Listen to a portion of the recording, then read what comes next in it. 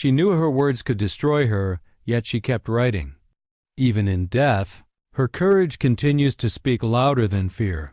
The hospital corridors smelled faintly of antiseptic and stale coffee, the kind of scent that clung to the night shift, long after the patients were asleep.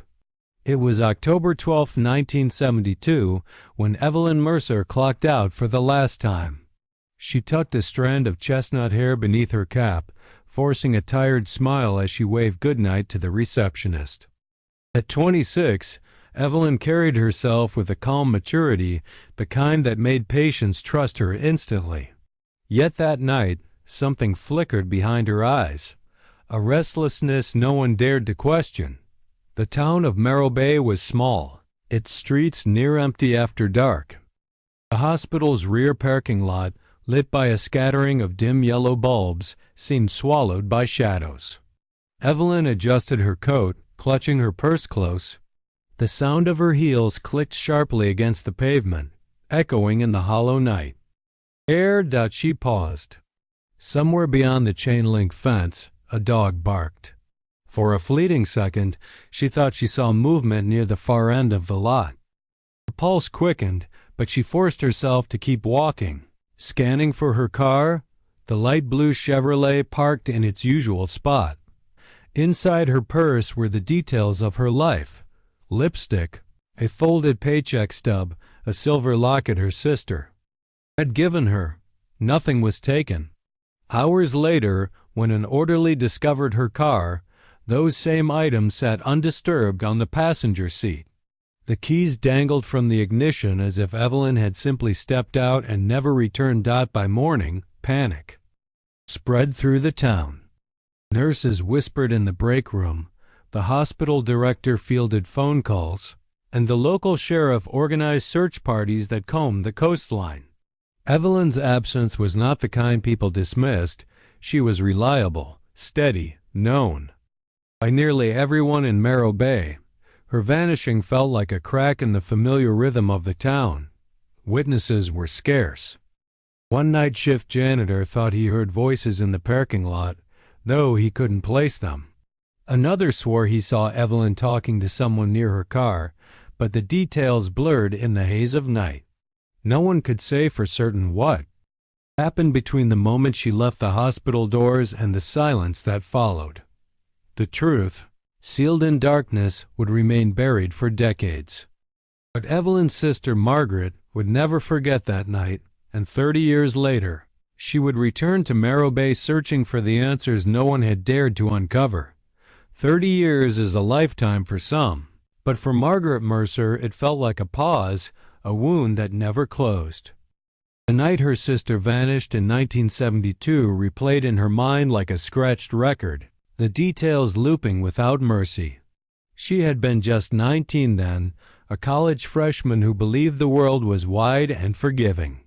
Now at 50, Margaret carried the brittle weight of unanswered questions, her face lined with grief that had never fully been named. The dreams returned often. In them, Evelyn stood at the edge of the hospital parking lot, reaching toward Margaret, lips moving but no sound escaping. Margaret would wake with her heart pounding, hands trembling, convinced that her sister was still calling out, trapped in some space beyond memory.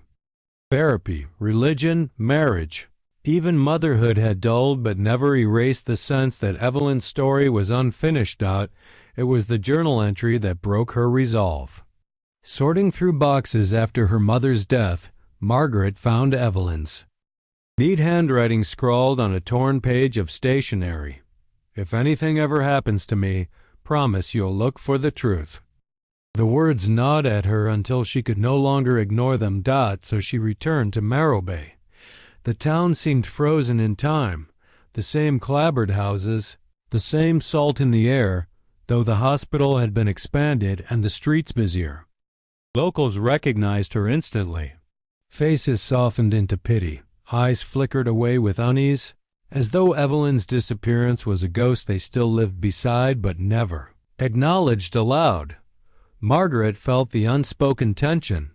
People wanted her to leave the past buried, but she couldn't, Evelyn's presence clung to the town just as it clung to Margaret's dreams. On her second day back, she stood at the edge of the hospital parking lot, staring at the place where her sister was last seen alive. The shadows seemed just as heavy, the silence just as cruel. That was when a voice broke her thoughts, soft, hesitant, but certain. "You're Evelyn's sister, aren't you?" Margaret turned, recognizing the lined face of Nora, Evelyn's closest friend, the woman who had once whispered secrets only sisters should hear. Nora Hawley lived in the same modest cottage she had owned in the 70s, though the paint had faded and the garden had grown wild. When she saw Margaret standing at her gate, she pressed a hand to her mouth as if time itself had folded in on her. "You're the image of her," Nora whispered, eyes misting. Inside, the house smelled faintly of lavender and dust. The two women sat at a small wooden table, teacups between them. Margaret leaned forward, her voice low. "Nora, I need to know. What was Evelyn really going through before she disappeared?" Nora hesitated, fingers trembling as she set her cup down. She wasn't herself in those weeks. Evelyn would laugh with me, but then she'd fall silent, staring out the window like she was waiting for something or someone. She made phone calls late at night, whispered so I couldn't hear. Once I walked into her room and she slammed the receiver down, face pale. Margaret's chest tightened. Was she afraid? Yes, Nora admitted. Though she tried to hide it. I remember her saying, "If I tell the truth, it'll ruin everything." I didn't know what she meant. I thought it was about work, maybe a patient. She paused, eyes glistening. But then there was the man. Margaret felt the air shift. What man? Nora's gaze dropped to her lap. A doctor, married, respected. They'd meet in quiet corners of the hospital. At first she seemed enchanted, but later she grew nervous. She told me once, "I made a mistake." "I can't undo it," I asked her who he was, but she wouldn't say. Margaret felt her throat tighten. A forbidden love, a secret she had never imagined her sister capable of. The silence around Evelyn's last days began to take on new meaning. Not just fear, but betrayal intertwined with desire. Nora gripped Margaret's hand suddenly. "Be careful digging into this. Powerful men don't like their sins uncovered." The warning lingered in the room, heavy and sharp. And as Margaret left Nora's cottage, one name kept surfacing in whispers around town. Dr. Charles Whitmore. The name clung to Margaret like a thorn she couldn't shake. Dr. Charles Whitmore. Everywhere she went, whispers curved back to him. Some townsfolk lowered their voices as soon as she asked.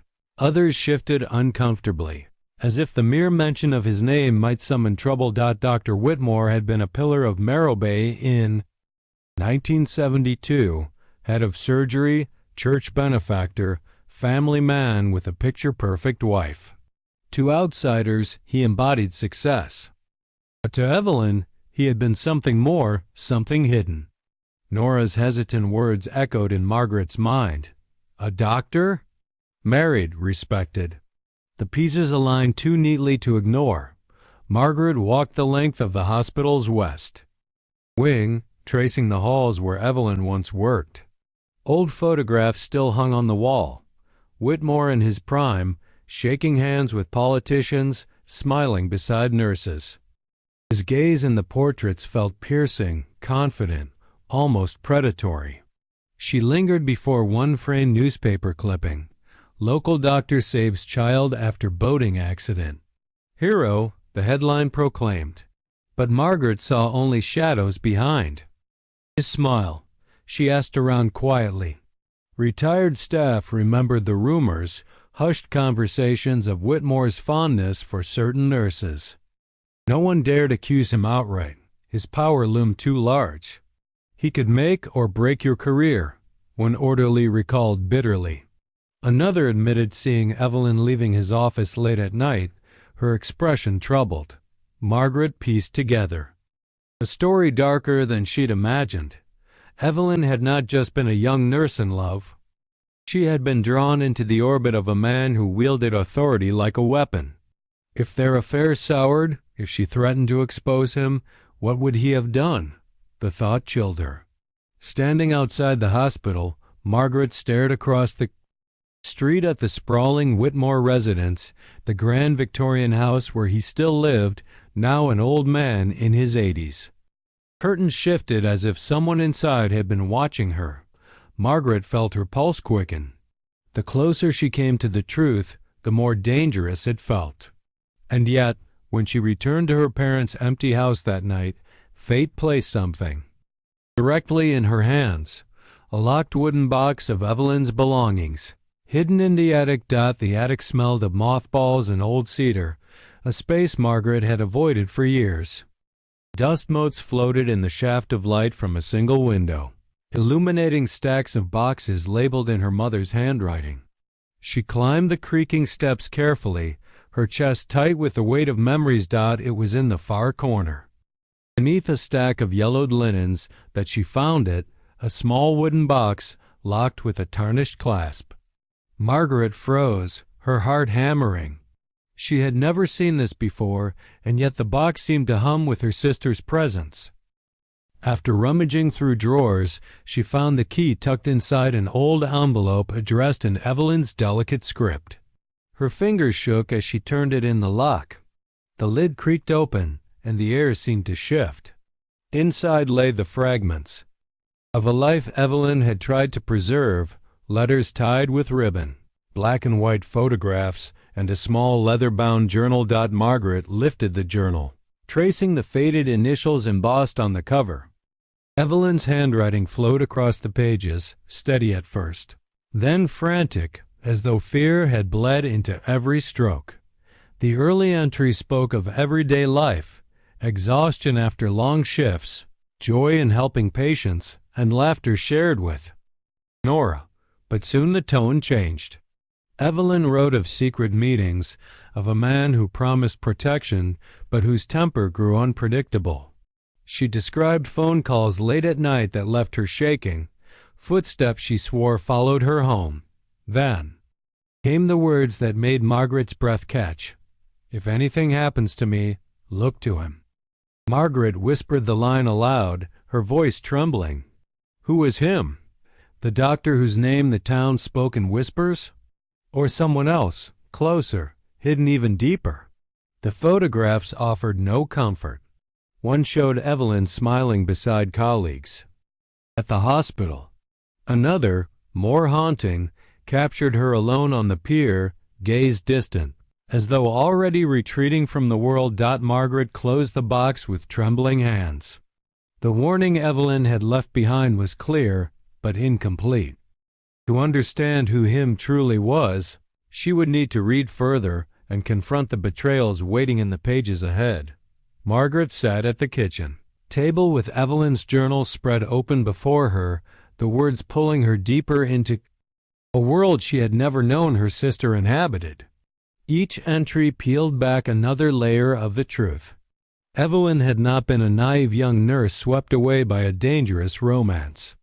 She had been a woman trapped between love, power, and a secret that could shatter reputations. The entries grew darker. Evelyn wrote about Dr. Whitmore's demands, late-night calls summoning her to his office, moments of tenderness that blurred into control. At first, she convinced herself it was love, that he saw her worth beyond the hospital walls. But soon, his affection became conditional, laced with warnings. "You belong to me. Don't forget what I've done for you," he had told her one night after she tried to pull away. Then came the scandal.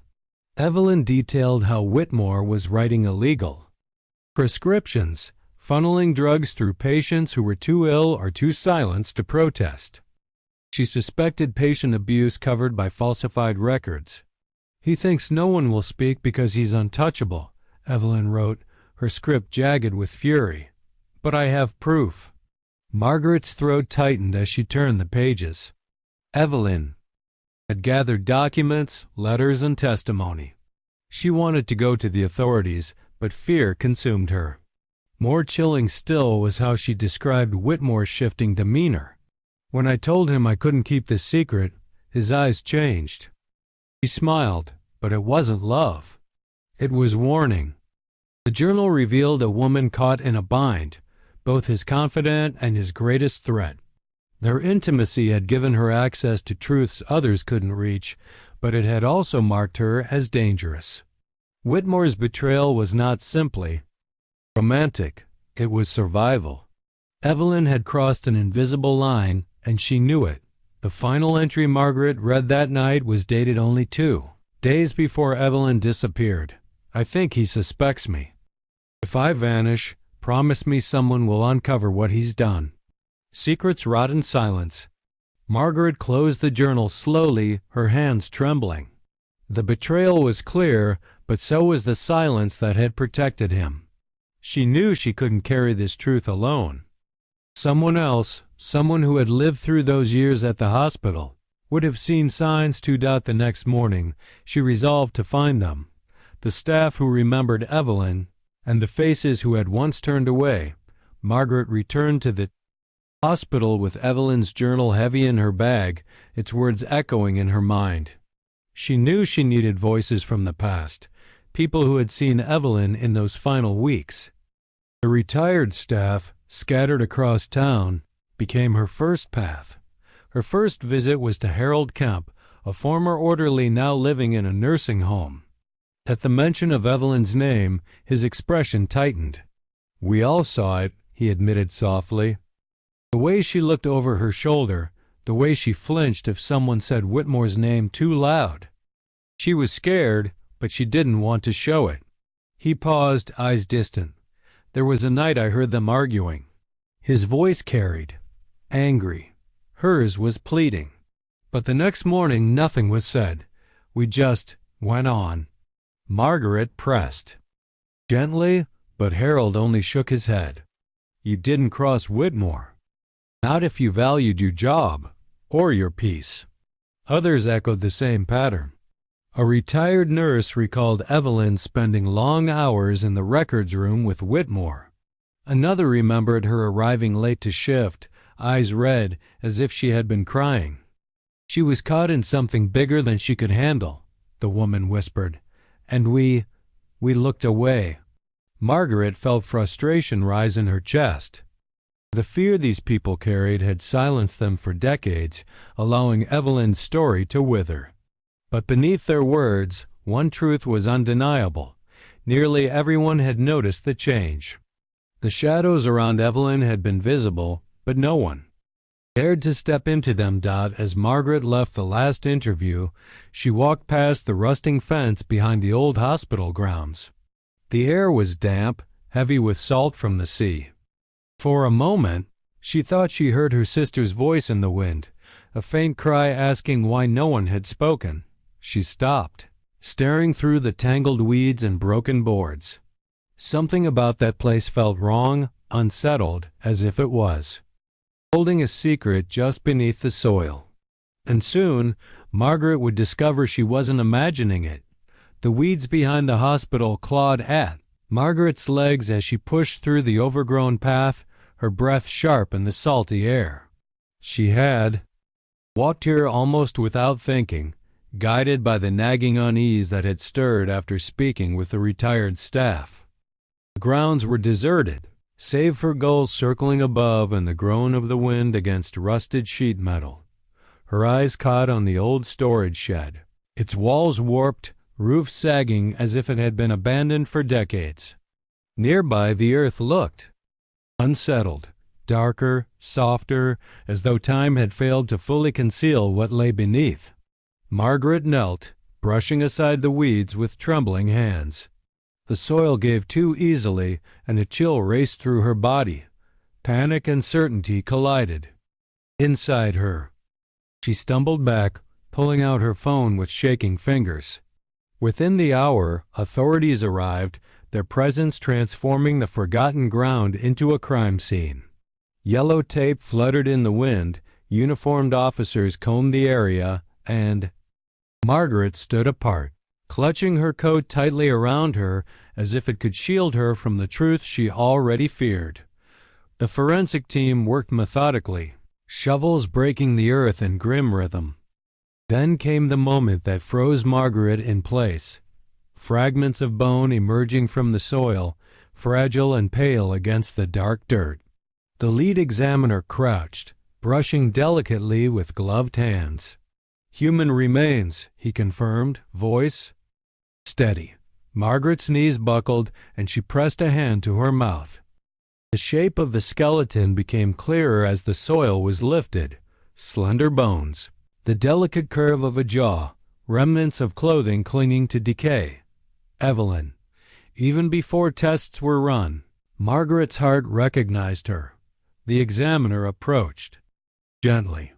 We'll need to confirm with dental records, but it looks consistent with your sister's age and build." Tears blurred Margaret's vision. For 30 years, Evelyn had been here, hidden behind the hospital, buried shallowly like a discarded secret. The horror was not just in the discovery, but in how close she had always been. How many had walked past without knowing? As officers began documenting the scene, Margaret's eyes drifted back to the hospital walls. Someone had chosen this place deliberately. And only one man still alive could answer why. The discovery of the shallow grave shook Margaret to her core, but it also steeled her resolve. The remains, believed to be Evelyn's, were no longer just whispers in old reports or fading memories. In trembling voices, they were proof. Proof that something terrible had been buried, not only in the soil but in the conscience of the hospital survivors. With renewed determination, Margaret set her sights on the man at the center of so many hushed confessions, Dr. Harold Whitmore. Finding him was easier than she imagined. He lived quietly in a weather-beaten house on the outskirts of town, his reputation long eroded but never publicly disgraced. At 83, his gait was fragile, but his eyes were sharp, glinting with an unsettling mixture of calculation and disdain. When Margaret knocked at his door, "You've come about Evelyn," he said flatly, as though her name was a ghost he had long expected to see return. He didn't invite her in, but Margaret stepped past him, unyielding. The walls smelled faintly of mothballs and old books, a stagnant echo of time. Their confrontation was raw. Margaret demanded answers about the grave, about the fear staff had carried in silence, about the young woman who had vanished under his authority. Whitmore leaned back in his chair, his wrinkled hands clasping a cane as though it tethered him to his own version of truth. "She threatened me," he said at last, his voice gravelly yet firm.